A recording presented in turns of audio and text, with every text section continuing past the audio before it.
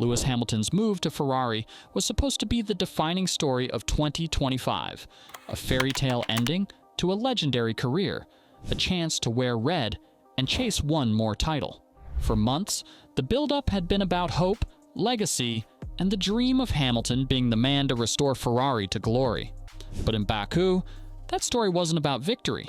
It wasn't about podiums. It wasn't even about beating rivals like Red Bull or McLaren. Instead, the focus narrowed to something almost trivial on paper: 8th and 9th place. Yet what happened in those final laps of the Azerbaijan Grand Prix revealed something far bigger about Ferrari. Because what should have been routine teamwork became a moment that raised questions about trust, communication, and whether Ferrari's new partnership is already showing cracks.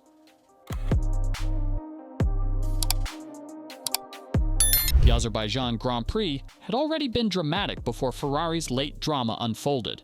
Verstappen extended his dominance with another controlled victory. Carlos Sainz, now in Williams blue, stunned the paddock by delivering a podium finish that few saw coming. Oscar Piastri's crash threw chaos into the midfield and reshuffled strategies across the grid. But Ferrari's spotlight moment didn't come from strategy brilliance or speed.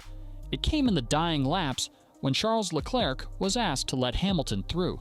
The setup was simple. Hamilton was on fresher tires, Leclerc's grip was fading, and Ferrari believed that giving Hamilton clean air could unlock the chance to attack the trio ahead: Lando Norris, Yuki Tsunoda, and Liam Lawson.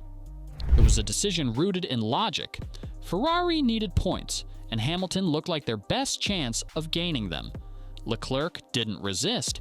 He obeyed instantly, pulling aside to allow the 7-time champion through. The move symbolized trust. Trust in the team's decision, trust in Hamilton's pace, and trust that if the attempt failed, things would be set right again. It should have been straightforward, but it wasn't. Hamilton pushed, he hunted. But the cars ahead stayed stubbornly out of reach. The fresher tires weren't enough, and as the laps ticked down, Ferrari's initial gamble looked fruitless. That's when the inevitable second call came through. Hamilton would need to give the place back. The message was standard protocol. When one driver sacrifices for the team, the favor is returned. The balance is restored. Except this time, it wasn't. The crucial radio instruction never made it onto the live broadcast. Fans at home had no idea Ferrari was even considering a reversal. It was only after the race that the clip surfaced. Riccardo Adami, Hamilton's race engineer, delivered the words, "Let him by." The command was clear, direct, and unambiguous. But timing matters in Formula One, and this call came with almost no margin for error. By the time Hamilton processed it, the final lap was already underway. Hamilton did make an effort. He shifted offline. He lifted his foot from the throttle. To anyone watching his onboard, it looked like an attempt to comply, but the finish line came too soon. The margin was just 0.4 of a second. Hamilton crossed the line ahead of Leclerc. The swap never happened, and suddenly, what should have been a routine exchange was transformed into a public controversy. Afterwards, Hamilton explained, he admitted he had been so focused on the car in front that he didn't register the timing quickly enough. "I missed it by like 0.4," he told reporters. At the end of the day, it's 8th and 9th. He emphasized that it wasn't intentional. He apologized to Leclerc. From his perspective, it was simply a case of bad timing. But in Formula One, perception often matters more than intent, and the perception was brutal. Ferrari gave an order, and Hamilton didn't deliver. This is where the real story begins, because while 8th and 9th barely matter in the championship fight, the symbolism cuts deeper. Leclerc had trusted the team. He moved aside instantly, sacrificing his own position for Hamilton's chance. When the roles reversed, Hamilton, whether by circumstance or choice, didn't return the gesture. That imbalance might seem small, but inside a team, these moments can linger. They shape relationships, create doubts, and erode trust. For Ferrari, that is dangerous territory. Ferrari has been haunted by communication issues for years. Confusing pit strategies, delayed radio calls, and hesitant decision-making have become part of their reputation. Fans still remember blunders in past seasons where indecision cost them podiums and even race wins. The arrival of Hamilton was supposed to signal change. His presence was meant to bring authority, confidence, and clarity. Instead, in just one of his first high-profile tests in red, Ferrari looked indecisive again. The champion appeared out of sync with his new team, and the ghosts of old mistakes resurfaced. The paddock immediately took notice. Analysts debated whether Ferrari had made the call too late. Fans questioned Hamilton's response time. Some speculated that Hamilton simply didn't want to give the place back, pointing to his long history of fierce competitiveness. Others defended him, saying Ferrari set him up to fail with a last-second message. Either way, the narrative wasn't flattering for Maranello. No interpretation paints the team as organized and united. Instead, it paints them as fragile, divided, and unable to execute the simplest of plans. For Leclerc, the moment likely cut deeper than the public knows.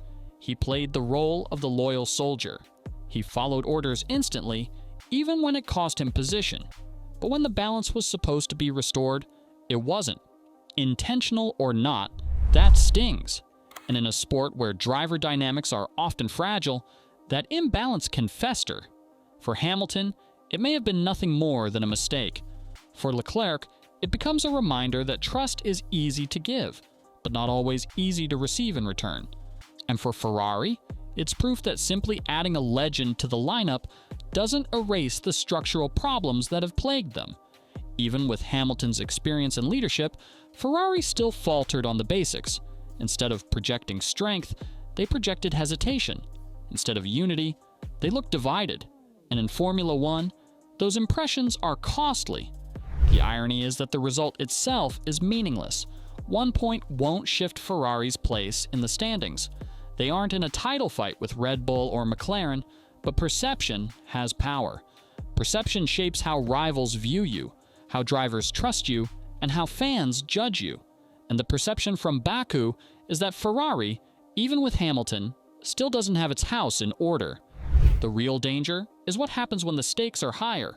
If Ferrari can't manage a swap for 8th and 9th, how will they manage a fight for a podium, or a win, or in the dream scenario, a championship battle?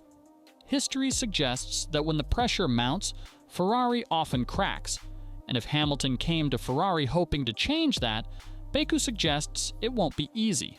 Because Formula One isn't just about speed. It's about precision, trust, and unity. It's about executing small details under immense pressure. Teams that fail at the details rarely succeed in the big moments. Ferrari knows this all too well, and now, with Hamilton in their ranks, the spotlight is even harsher. Every mistake is magnified. Every hesitation is replayed. Every crack looks like a fracture. And that's why this small moment matters so much. Because it's not about the points. It's about what happens next. Will Ferrari learn from this, tightening their communication and avoiding another embarrassment?